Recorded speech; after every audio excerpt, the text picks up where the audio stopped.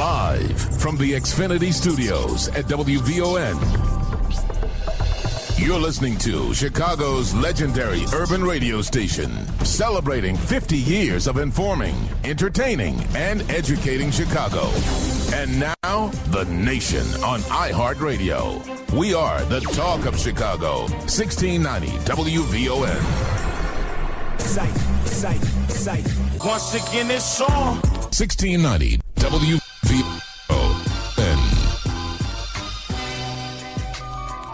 Ladies and gentlemen in Radio Land, welcome to the best part of your Sunday night. I know it's the best part of my Sunday night, and this is the best sports talk show you'll hear anywhere on the radio dial, AM or FM. And this is the Sports Cypher. No, do not adjust your radio sets or tablets or phones or however you're listening to the show tonight. Maya is in the building, but she will join us next hour. I'm Gabe Salgado, and we're doing things a little bit different tonight. We're going to start off with some college football talk for the first hour. As you know, the Bears are playing right now. And then in the second hour, we're going to go all about Bears. Maya will join us in studio for that. So just grind it out here with another hour for us. We appreciate you listening. You can get interactive with the show. Follow us on Twitter at The Sports Cypher. That's Cypher with a Y. Follow Maya at The Sports Chica. Follow me at Gabe Salgado82. You can also follow us on Facebook at facebook.com/The Sports Cypher. And if you want to call us, 773-591-1690. So, as I said, we're going to do things a little bit different tonight. And because of that, we are actually going to do the scoreboard update right now. And we're going to get you started with the Bears here. They're about to go to halftime. They are down 35-0. It just has not been a pretty game. There's been some bad penalties. There's been some turnovers by Jay Cutler again. And there's even been some fights that have broken out here. And Julius Peppers is making Jay Cutler look pretty bad tonight. So hopefully you're turning away from the game and listening to my voice and eventually listening to Maya's voice when she joins us within the next hour. But the Bears are down 35-0 with 23 seconds left in the second quarter. They're getting ready to go to halftime. The Blackhawks earlier tonight broke their losing streak with a 5-2 victory over the San Jose Sharks, thanks to goals from Jonathan Toews, Nicholas Hjalmarsson, Brent Seabrook also getting on the act. So the Blackhawks, after that epic collapse against the Washington Capitals on Friday, make up for it tonight in another 5-goal game. So good job for the Blackhawks there. Taking a look at the rest of your scores, the Bulls last night played their fourth game of the week without Derrick Rose, and they lost to the Boston Celtics 106-101, snapping their 4-game winning streak. They're going to host Detroit tomorrow night. And as far as this week's college football action goes, Northwestern fell to Michigan yesterday afternoon 10-9. Notre Dame got hammered by Arizona State yesterday 55-31. And Northern Illinois knocked off Ball State 35-21 on Wednesday night. And the Fighting Illini had a bye week. And again, we're going to start off with college football talk just shortly here. Steve Greenberg, college football writer and columnist for the Sun-Times, will join us to talk Fighting Illini. Lamont Pope will join us at 9:20 to talk Notre Dame. And Kyle Roche from MidwayMadness.com, he's going to join us to talk Northwestern. And again, Lamont Pope is also with the Sun-Times, as is Steve Greenberg here. So we're getting ready to get a full show for you tonight, 10 o'clock. Make sure you stay tuned. All Out Bears for the 10 o'clock hour. Maya will join me right then and there.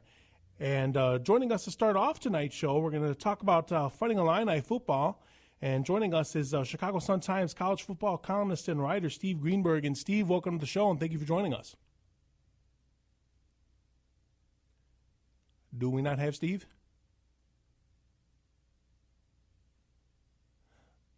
I can't hear him. Do we have Steve?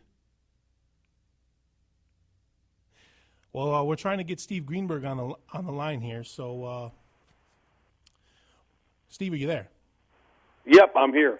Well, thank you for joining the show. We appreciate it. And the Illini were on a bye week this week, but they still have a lot of storylines within their team. Obviously, Wes Lunt trying to come back from his fractured leg. You got a team that's trying to basically win some games and fight for their coach's job, essentially. And, what are the chances that the Illini can actually get this thing turned around here for the rest of the season? I was thinking a bye week was a good thing until the Bears game started tonight. Now I'm not so sure.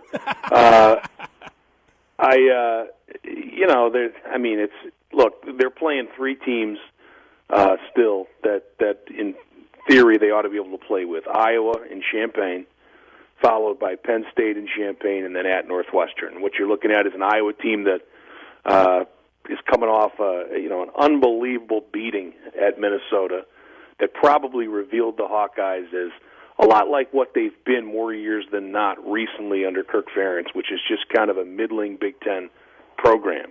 Penn State struggles epically on offense. Can't protect its quarterback.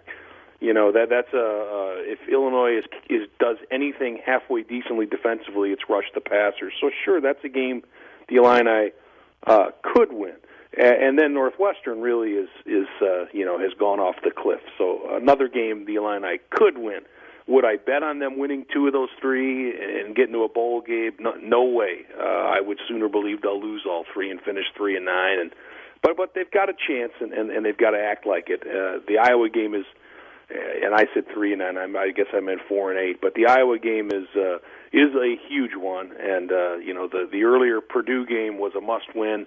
Looked like Team Illinois was legitimately better then. It didn't work out. They were outplayed. They lost.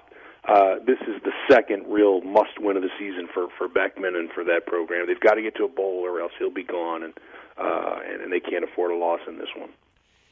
I mean, obviously, the Illini, offensively, they seem to be okay with Wes Lunt. Without him, obviously, they're a completely different team.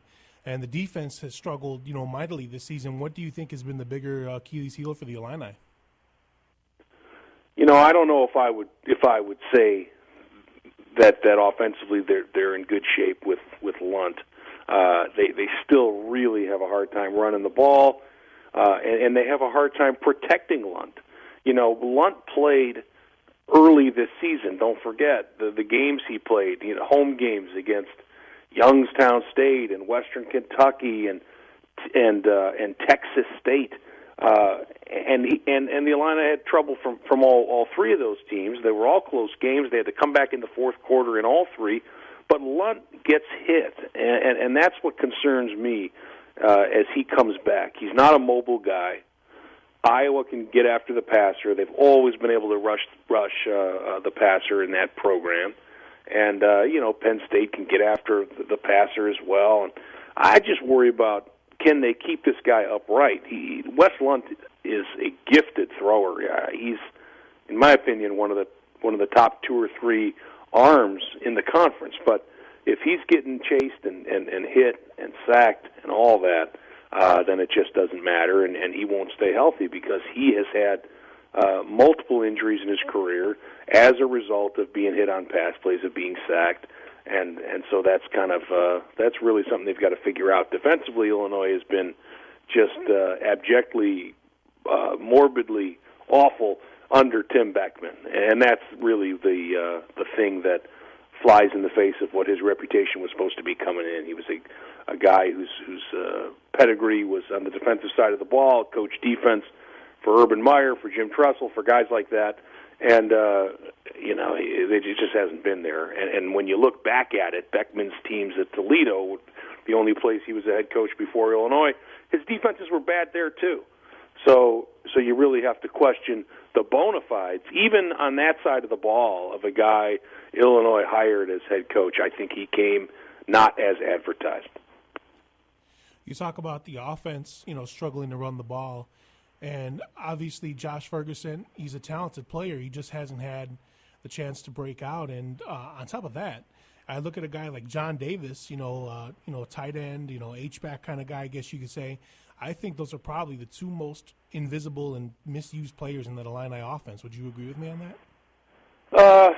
Yeah, you might be right. I mean, I think Ferguson is a really dynamic guy on the right team. He could have a major role and really be valued around the conference. I have been high on Ferguson, since the first time I saw him. I think he is in the mold of a James White, who was a 4-year contributor at Wisconsin, a guy who was a running mate for Monty Ball and then for Melvin Gordon, and had a great career, and now plays for the New England Patriots. I think the difference between these 2 guys, and they're not exactly the same, but if anything, I think Ferguson has, a better pass catching ability and is a really, really solid open field runner.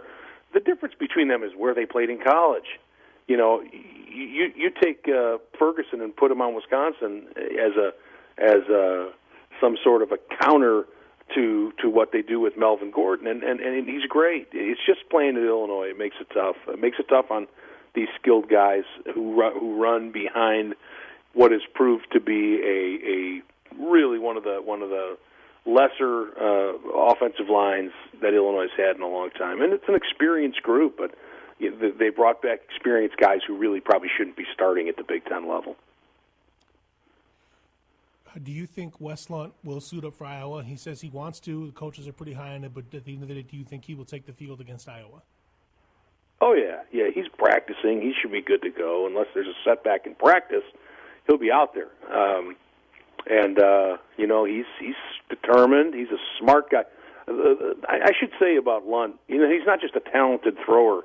Offensive coordinator Bill Cubitt kind of broke down for me the way he grades these guys. And without getting into a bunch of boring detail, suffice it to say that each Illinois quarterback is tested every week, and I'm talking about a paper exam, a written test, where you've got to identify all sorts of coverages and play calls and all this based on formations, and it's all based on film study, okay? And it's complicated, several pages long.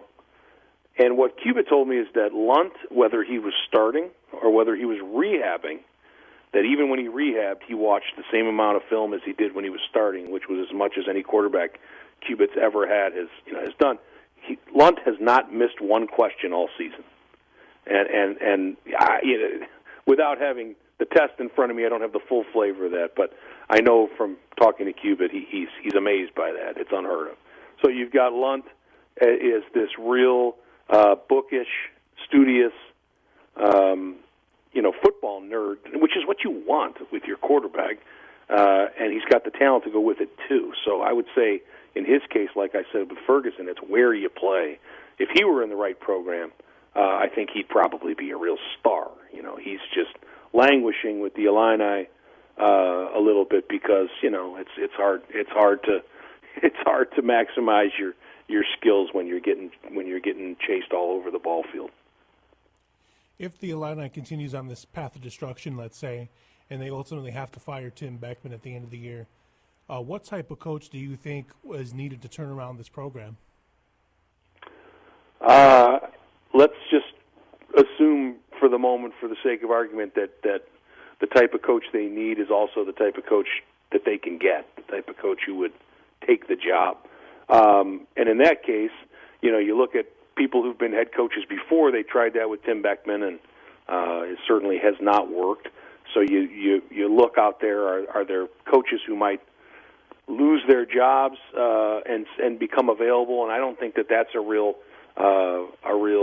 robust group to look at. You could go back. Everybody athletic director Mike Thomas has hired. Every coach has come from the MAC, the Mid American Conference, and would he dare go dip back in that pool after the way it worked with Beckman? And I would say I think probably he would not.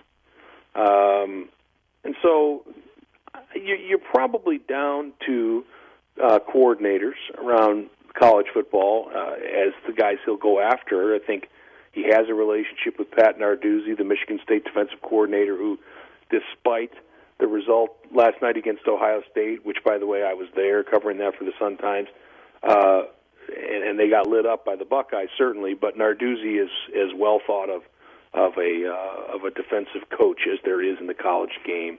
He's young. He has not been a head coach yet. And he used to work at Cincinnati when Mike Thomas was athletic director there. Narduzzi wanted that job. Thomas eventually and very wisely hired Brian Kelly. So no one would argue that was the wrong move. But maybe this is the time for someone like Pat Narduzzi. There are some other coordinators out there who I think Mike Thomas should reach out to. There's also a former Illinois player named Kirby Wilson, who's a longtime NFL coach, and I wrote a story recently after talking to a bunch of people in the NFL Kirby Wilson has worked for. I did read that. Very good piece, by the way. I appreciate that. Kirby Wilson is a longtime running backs coach who has not been a coordinator in the NFL, but he has worked for a who's who of NFL coaches, including multiple Super Bowl winners, and the job references you'll hear from guys like Mike Tomlin, from guys like John Gruden or Norv Turner, Pete Carroll. They're through the roof. They're through the roof. So he might not offer you the coaching experience, but he certainly would offer a change of flavor. Former player, extremely high energy. Although he hasn't worked as a college recruiter, people who I talk to believe that he's basically born to recruit, by way of his force of personality and his ability to connect with people, and that's a big part of the reason why people in the NFL are so fond of him. So, maybe you talk to somebody like that. Kirby Wilson has spoken with Illinois athletic directors before. The last two times there were job openings, whether they were official interviews or not, and I don't know if he'll get a crack, but I think he'd be a wise person to talk to. All right, well, Steve, thank you for your insight. Where can we find you online? Well, just go to suntimes.com. I appreciate you asking. We've really just overhauled our whole online product, so this is a good time to check out the Sun Times online. Of course, you'll find me there writing about college football. All right, thank you for joining us, Steve. That's Steve Greenberg, college football writer and columnist for the Chicago Sun-Times. We're going to take a break, and when we come back, Lamont Pope will join us to talk Notre Dame. This is the Sports Cypher. The Sports Cypher. All right, welcome back to the Sports Cypher. 9:22 here on this Sunday night. Gabe Salgado here with you. Maya will join us at the 10 o'clock hour. We're going to go all out Bears at that time. But right now, we're sticking with college football and switching over to the Notre Dame beat. Joining us is a dear friend of the show, Lamont Pope of the Sun-Times and the Gary Post-Tribune. Lamont, thank you for joining us again. Hey, how's it going?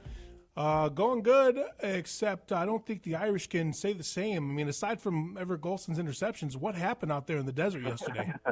No, I mean, that was the story. The interceptions, the fumble, well, he lost one fumble, and the turnovers were the big difference.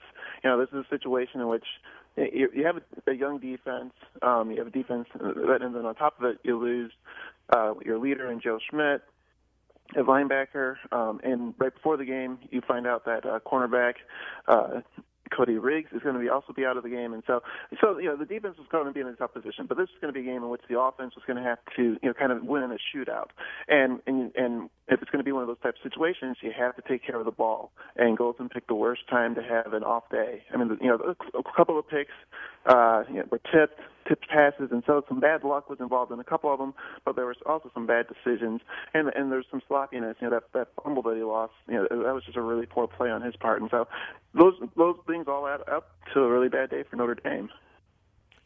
Obviously, the defense, of course, thinning up that depth to begin with the suspensions from the academic thing, and injuries probably hurt the team even more.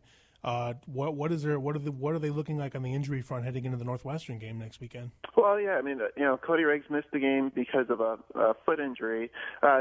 Brian Kelly said today that more than likely, it's going to be something that they're going to have to monitor for the rest of the season. It sounds like he went through some of the pregame drills on Saturday, but just couldn't give it a go, and so that'll be something to kind of bear going forward. And then losing Joe Schmidt for the rest of the season, he got injured in the third quarter of the Navy game, so that's a huge hole at middle linebacker. Now Morgan, he played well in parts, in coming on in, and so it's a young freshman getting the opportunity to kind of learn on the fly and get some experience on the fly. So that's something that's going to be kind of something to look at for the rest of the season as well. How far do you think Notre Dame has pushed themselves away as far as like the college football playoff is concerned? Well, that all ended on Saturday. Yeah, I mean, they had to win on out after losing the Florida State game, just to kind of even remain in the conversation. And they're going to have some things also fall their way, even if they finished at 11-1. Losing yesterday and kind of losing in the way that the team did, they're probably going to be dropped down. I would say probably to like 15 or so when the latest rankings come out on Tuesday. And so I think that their chances of getting into the playoffs ended with that loss yesterday. If they can somehow win out the rest of the season and finish 10-2, do you still think they can get a late December, early January bowl game? We were talking about that. Some of the other reporters and I were talking about that after the game yesterday. We're trying to figure out what's next. Where can this team at 10-2 possibly make it on in to another like a New Year's Day bowl or one of those, or like you said, like a December 31st or a New Year's Day bowl. That's going to kind of bear out. We'll have to kind of wait and see, because if they do win out, their most impressive victory of the season will either be Stanford or USC, and then obviously some people will say, well, actually, the best game was the close loss at Florida State. And so, will they have enough of an impressive resume to warrant one of those bowls? That's going to be one thing that's going to be interesting when the committee kind of settles that all out. I don't know. I honestly couldn't tell you if they have enough of an impressive resume with their schedule that it's turned out. Because remember, at the start of the season, everyone thought this schedule is going to be a crusher. You looked at it like, well, Michigan, Stanford, Louisville, North Carolina, and like teams like North Carolina, Stanford, and Michigan haven't performed as well as everyone thought that they would coming on into the season. And I think that's one thing that sort of has hurt Notre Dame when the initial rankings came on out. Now, obviously, we don't hear a whole lot of talk of, Everett Goldsman and the Heisman Trophy. Do you think that's because of the turnovers this season, which seem to have come at a really bad time, or do you think it's because the other players in the Heisman conversation have outplayed him? I think it's two things. You nailed it with the turnovers. I think it's 17 turnovers in the last 6 games, 11 interceptions, and then and 6 fumbles. And so, the turnovers have been costly, and obviously in yesterday's situation, they just weren't able to overcome it. He had 4 turnovers against Syracuse, but Syracuse is a different beast. There's still enough plays still enough time to go out and make enough plays. And heck, in this game, they get down 34-3. I'm starting to type out the whole story about how Arizona State just completely blitzed them, and then somehow, some way, they found all the way back to make it 34-31. I'm like, wow, I got to write a whole new story at this point. And so, even with all those mistakes that they were making, they were still in it with about 6 minutes to go. And that sort of just shows, if they were able to hold on to the ball and at least avoid a couple of those turnovers, we're talking about a completely different ballgame. We're still talking about Notre Dame being in the hunt for the college football playoff. Now, they're going up against Northwestern next weekend, a team that they have not played since 1995. And I remember that 1995 game very fondly. I was just an 8th grader then. But taking a look at this team, I know you never want to overlook an opponent, but I have to think Notre Dame can get away with that this week. Take a look at Northwestern. They've only won 2 games all year. Their offense is in shambles. Their defense is one of the worst in the country, and they're dealing with a string of injuries too. Do you think this will be pretty much a give-me game for the Irish here? It'll be interesting just to see how Notre Dame bounces on back.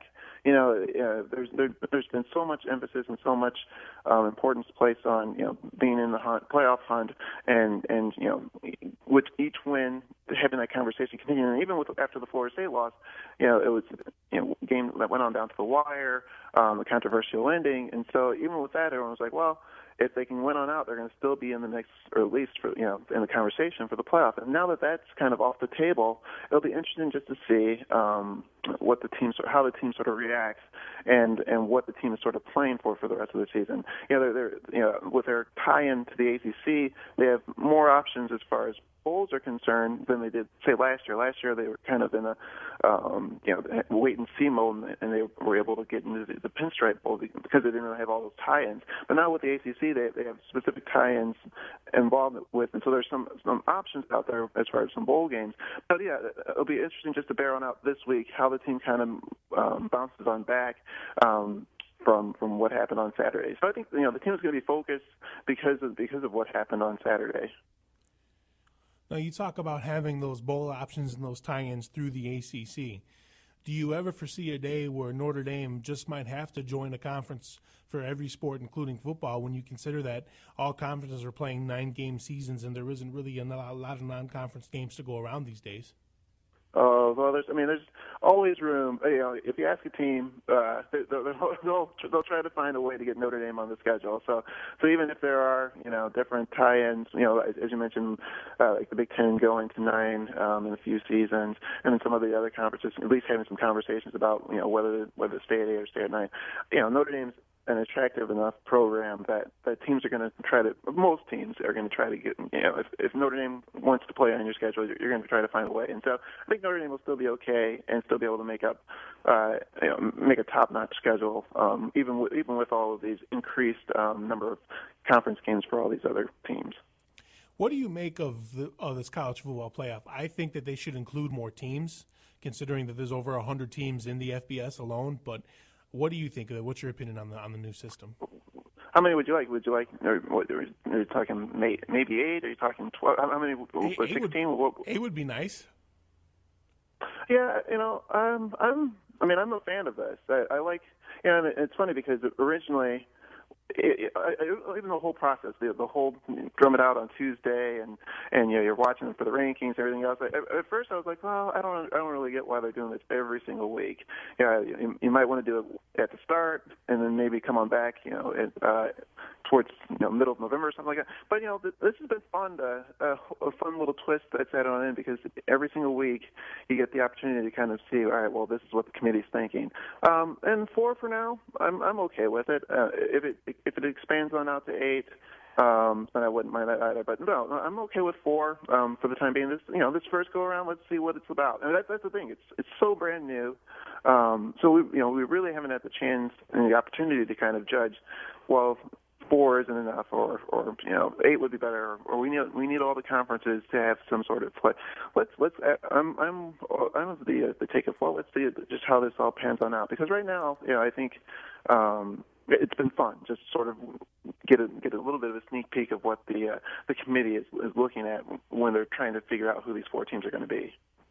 Because when I think of this, I'm waiting for the day or the day after, or probably even the night of, when they decide who the 4 playoff teams are. I'm waiting for everybody to start complaining about how they're getting snubbed, just like how you hear with the NCAA tournament every year. That's why I was curious as to your take, because I think we're going to get a lot of backlash with this first year of the playoff. Oh yeah. I mean, you're right. I mean, but but you nailed it. It's like 4. You're still going to get, people are still going to cry at 8. People would still cry at 16. I mean, we talked about the NCAA tournament. There's 68 teams, and so now everyone still cries about the 69th team. So expanding from 4 to 8 or 8 to 16, it'll be more inclusive from the standpoint of maybe getting the conference champions from every, from the top-notch conferences on end. But you're still going to have somebody complaining about a wild card that didn't get in. So it's, just because we would expand from 4 to 8, that's not going to stop the crying. Let's talk Notre Dame basketball really quick before we let you go, because you cover the basketball team too.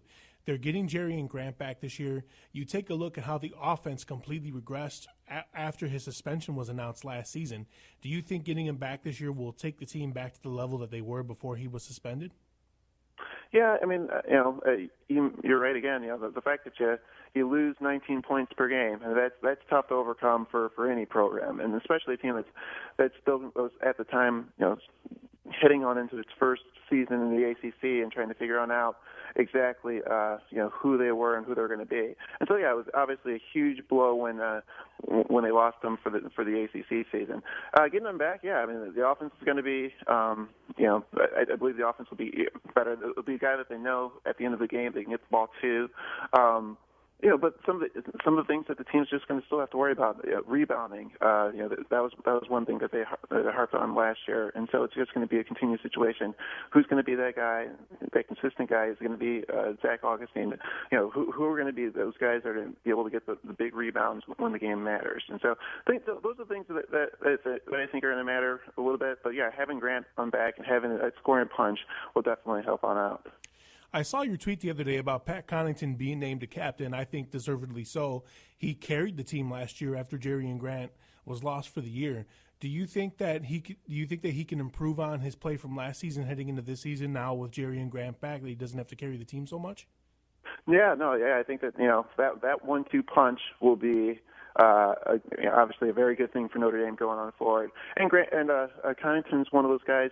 He'll he can do the dirty work as well. He'll grab you a rebound. He can do so many things on the floor. And as you mentioned, it is very it's a worthy honor for him to be named the captain because he was that sort of glue, him and Atkins last year. And so having him decide to come on back because obviously he's a big time pitcher. He was drafted by the Baltimore Orioles, and so he spent the summer in Baltimore's farm system. And but he always thought that he was going to come on back and play his senior season. And so now he can just sort of concentrate on basketball, and because then that doesn't have to worry about getting drafted, doesn't have to worry about things of that nature. So he can kind of solely focus on helping out the basketball team. I think that 1-2 punch will be very good for the Irish. Give me an over or under. Notre Dame wins 20 games this year. Ooh, that's a good question. The ACC. The thing is, the ACC. They've gotten better for sure. The ACC as a whole has gotten better. You add Louisville. You add Louisville. Obviously, Duke's got so much talent still. North Carolina, and so. But we met with Mike Bray, I think maybe like a couple weeks ago, and he mentioned there's maybe the 4 teams at the top of the conference, Virginia being that 4th team, that are all right, those teams are going to be top 15, top 20 teams. But then there's that middle group, and Notre Dame's goal is to be in that middle group to kind of get on in and to get back into that conversation with the NCAA tournament. Was last year, with everything that happened, with losing Grant, and especially the timing, is that a situation where getting them back, will that be the difference maker? I think that it's going to definitely help. But to get over under on 20 wins, I'll go over. I'll go about. It'll be close, but I'll go over, sure. Do you think that the Irish were in over their heads when they decided to jump ship from the Big East to the ACC, or do you think it was the right move for them? Oh, I think it's the right move. I mean, the ACC is the best. This year could be the best conference in all of college basketball. I think our national college basketball writer Steve Greenberg, I think he ranked the ACC as the top conference this year. And so, for them there's always that filling out process as far as just sort of going to. It's a different beast in the sense that. You're playing all these games now on campus sites. Last year, obviously in the old Big East, when you go to Georgetown, you're playing at the Verizon Center. When you're, I'm trying to think, there are a couple other ones in which when you travel those places, pretty much they all played in NBA arenas. Right? Yeah. But Villanova, it's where the Sixers play. So things of that nature. So, but now you're playing. When you go to Duke, you're playing at Cameron. When you go to Carolina, you're playing at the Dean Dome. And so that's a different challenge, and it's a different environment that you kind of have to get used to night in and night out. But now having that year under their belts and kind of figuring that little portion out of it as well. I think having that year of experience and going on through that's going to help on out going forward. But yeah, I mean the level of basketball, the quality of basketball in the ACC, obviously it's top notch. And so I think the program's really happy with the decision to play ACC basketball. All right, well, Lamont, we thank you for joining us again and giving us your insight. That's Sun-Times and Gary Post-Tribune Notre Dame writer Lamont Pope joining us. And in case you're still paying attention to the Bears game, you may or may not be. 42-0 now, the Packers lead with 10:52 left in the third quarter. We're going to take another break, and we're going to talk Northwestern Wildcats. Stay tuned. You're listening to the Sports Cypher. The Sports Cypher.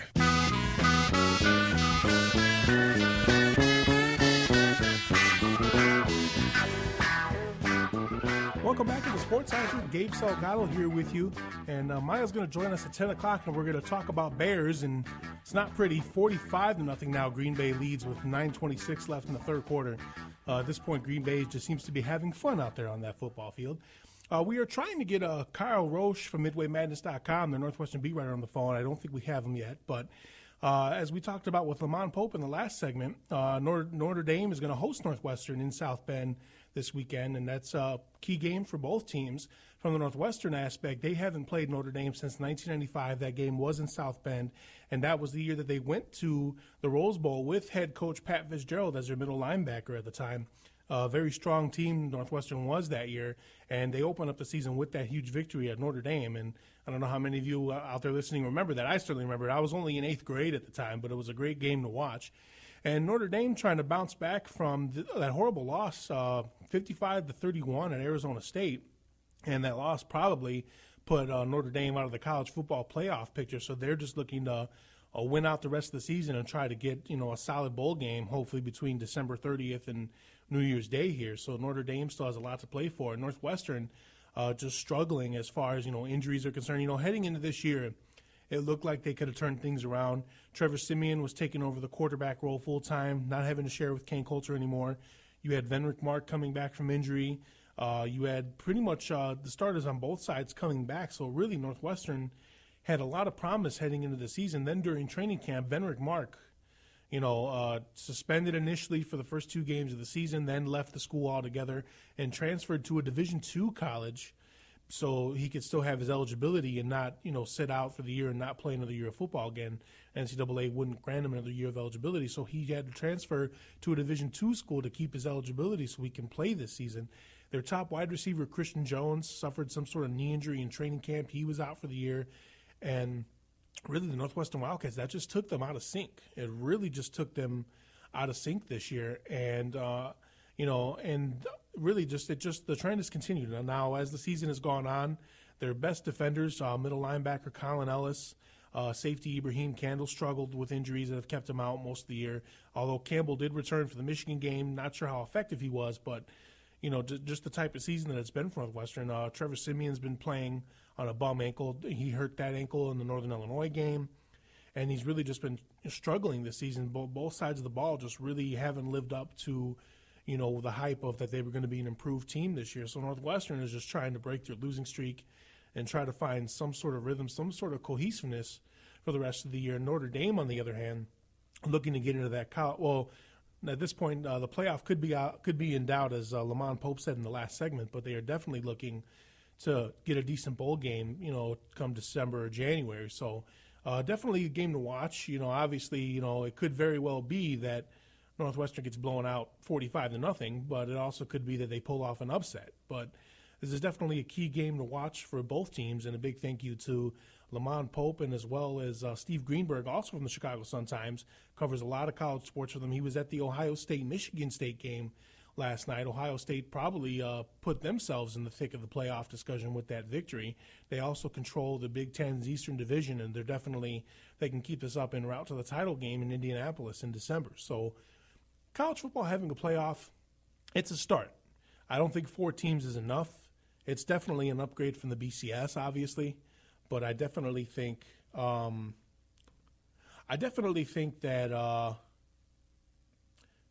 it's a start, and hopefully they'll add more teams as the years progress, and hopefully they could definitely get it right here. But definitely it's a start for the NCAA. It's a start for college football. You take a look at the lower divisions have had playoff systems for years, and this is the first time that we are actually having one at the FBS level. The FCS level obviously is probably the best organized playoff system in all of college football. But ultimately, what it'll end up boiling down to really is just how this will play out and which 4 teams get in at the end of the year. Obviously, it could go.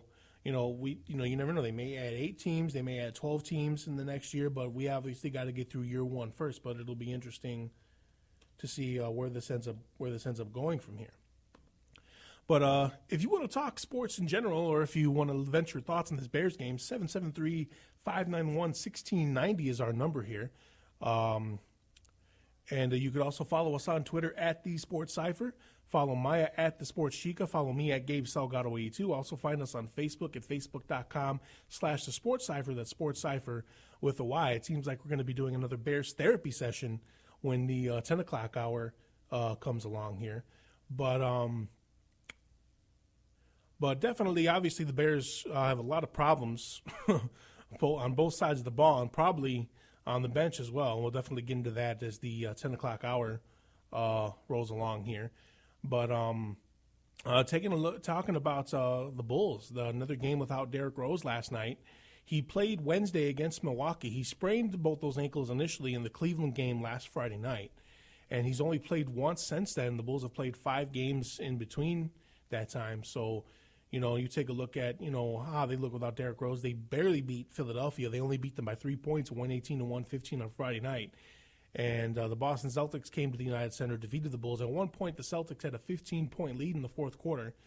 They tried to come back and make something out of it, but really, it kind of looks like the last couple of games, they seem to be lost to some degree offensively without Derrick Rose. And hopefully he can get the ankle situation taken care of and get back there get back out there on that court, because the Bulls definitely need him. Taking a look at the Blackhawks, they beat San Jose 5-2 tonight at the United Center. They had that game against the Washington Capitals where they blew a 2-goal lead and wound up losing. And, the Blackhawks offense and getting offense has kind of been an issue. And, losing that Washington game was hard, especially, you take a look at, that 5-0 shutout of Montreal, not too long before that. And it looked like the Blackhawks were, on the right path there. Obviously, losing Patrick Sharp for however many weeks he's going to be out with his, quote, lower body injury, although some have speculated it's a knee injury or some other type of leg injury. Obviously, the NHL doesn't classify injuries like the NFL does, so take it for what it's worth. But the things that Patrick Sharp brings, not just offensively and defensively, but what he brings to the power play and the penalty kill is definitely something that's going to be very hard for the Blackhawks to compensate for. So tonight they got some offense. They got a goal from Brent Seabrook, Nicholas Jalmerson, Jonathan Toews, Brian Bickle. So definitely they got just enough offense tonight. And it was really just a solid effort for the Blackhawks. Corey Crawford stopped 32 of 34 shots tonight. And, really, Corey Crawford's actually performed quite nicely since coming from that knee injury. And do we have Kyle? Kyle, are you with us now? No, we don't have Kyle. Okay. Having some phone issues there. But Corey Crawford's done a solid job since returning from his injury. And, really the thing you got to admire about the Blackhawks is how Joel Quenneville, how he manages to get the team to rally, even when they have injuries or, even when, they're struggling offensively, defensively, what have you. Quenneville always has a way of getting his players to turn things around. And I think that's why he's such a great fit for the Blackhawks, and why he's done such a great job here. So, obviously when he was brought in at first, there was a little bit of resentment because Dennis Savard was the coach before that. We all know Savard's a Blackhawks legend. There was some sentimental value there, obviously, but Quenneville, he's got the 2 Stanley Cups. Blackhawks are in the playoffs. They're a postseason team constantly. Obviously, they've had some heartbreaking playoff losses like this, last season against Los Angeles. 2011 and 2012 kind of ended, not the way anybody wanted to, but consistent postseason appearances by the Blackhawks is something that we did not see under previous coaches, and Quenneville has brought that. So I think that's why he has been such a great fit for this team and for this franchise. The Bears finally put some points on the board, but they're still down 45-7, and the third quarter here, and really, it's nice to see them get some points on the board, but obviously it's too little too late. So coming up in that 10 o'clock hour, we're definitely going to have a nice little Bears therapy session for all you Bears fans out there. 773-591-1690 if you want to vent. But just try to keep it clean, though. This is radio. I mean, obviously we all have a few choice words to use when it comes to the Bears and pretty much any Chicago team in this city. But definitely we're going to get into that during the 10 o'clock hour. But obviously, getting back to the Blackhawks for a minute, it was good for them to get that win tonight. They are now not 8-6-1 on the season with 17 points. They're about a game and a half better than the Sharks, who are 8-6-2. So, the Sharks have one more point, but it was a big win for the Blackhawks nonetheless. Obviously, they play a lot of those Sunday night home games, which is good for television, and was probably a good alternative to the Bears game right now because, obviously you see how bad they're playing there. But, The Bulls, obviously, I know a lot of people are down about not having Derrick Rose, but they've only lost 2 games this year. They've really looked good on both sides of the ball. Kirk Heinrich's done a nice job starting for Derrick Rose. Aaron Brooks coming off the bench has provided a nice little spark. So the Bulls have depth this year. Which is something they didn't have last year, and they have talent pretty much from top to bottom on their roster. It's just that, Tom Thibodeau only likes using a 9-10-man rotation, and with a 14-man roster, it could be difficult to get some guys in there, obviously, but the Bulls, they'll be all right. Obviously, there's concern about Derrick Rose, and we all hope that he'll come back, but the Bulls will be all right with or without Derrick Rose. The whole thing involving Derrick Rose is obviously another segment for another time, but the Bulls will be fine, and, they're only a 2-loss team. Obviously, those 2 losses are ones that we'd like to have back, but, you got to give them credit regardless because they've really put out a good effort this year. Paul Gasol, good as advertised. Joakim Noah, when healthy, he's done okay. He's kind of trying to get his legs back underneath him over the last couple of games because he had the flu.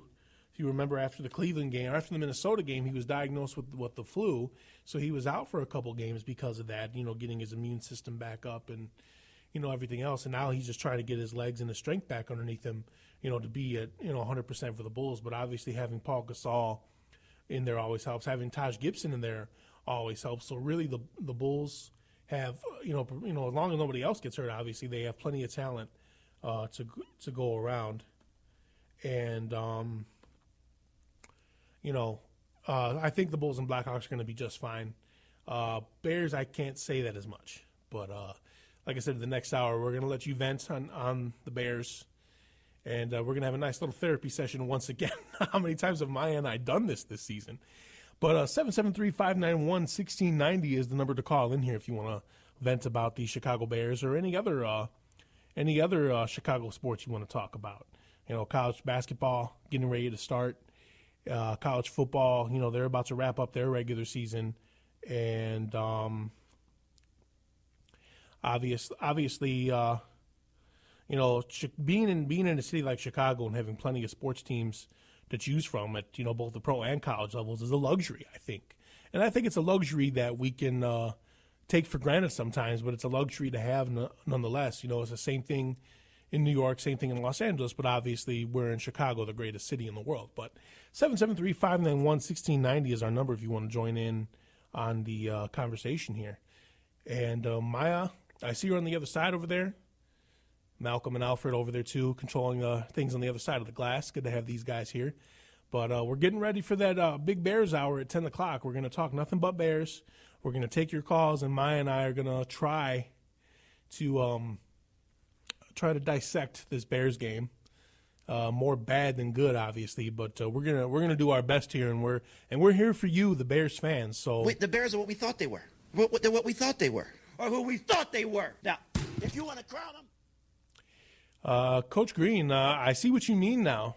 Obviously, you said that so many years ago, but I see what you mean now. But yeah, so we're gonna have a little Bears therapy for you guys here. Maya's gonna join me, and that's coming up in the 10 o'clock hour. And I'd like to thank Maya for letting me have this hour here and talking some college sports and some other Chicago sports with all of you. And my apologies, we couldn't get Kyle Roche on the line. We were having some phone difficulties, so sorry about that. But so thank you for joining us, and we're going to take an NBC news break, and when we come back, all Bears for the 10 o'clock hour. I'm Gabe Salgado. You're listening to the Sports Cypher.